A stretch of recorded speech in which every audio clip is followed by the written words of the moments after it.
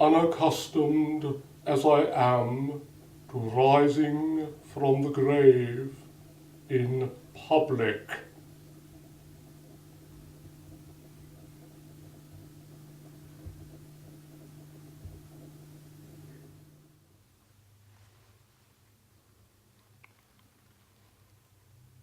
They placed me in a wooden box, and then they put the lid on.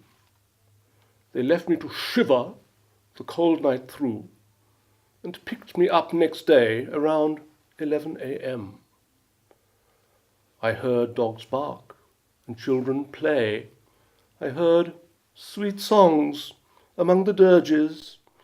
Friends and relatives said such lovely things about me that afore were quite unheard of. Inevitably, old Uncle Jim came out with the one about the actress and the archbishop, and what the fallen woman said to a rabbi who'd taken over from the priest for the day in a spirit most ecumenical. Then the pallbearers at last bore the box to the spot assigned for burial. Ashes to ashes, dust to dust, said the Reverend with solemn finality, as they let down the box with me inside into the yawning cavity.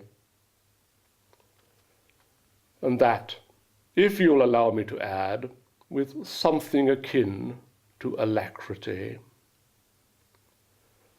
Then, just as he gave the final sign to set the spades showering earth down, I lifted the lid of the box where I lay. I said to the assembled, all gasping and white, sorry to stop the proceedings so late in the day, but one assumption I challenge as completely unfounded, though it's been all too readily taken for granted.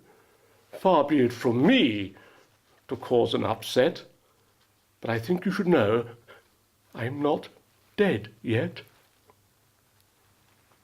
Some of the assembled felt very let down and made no bones about it.